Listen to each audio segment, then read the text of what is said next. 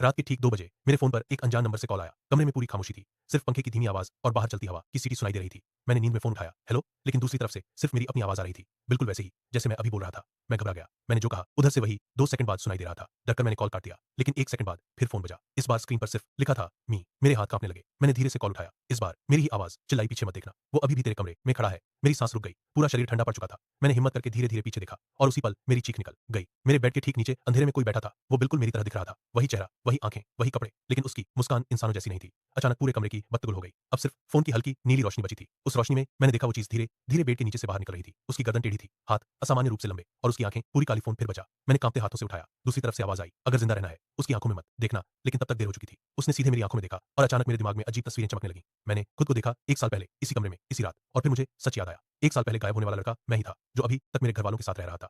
वो मैं नहीं था, वो यही चीज थी। उसने मेरी आवाज में हंसते हुए कहा, मैंने तेरी जिंदगी जी ली, पार्ट 2 में देखना मत भूलना। अगर कहानी पसंद आई तो लाइक करो, चैनल को सब्सक्राइब करो और कमेंट में बताओ डर लगा या नहीं।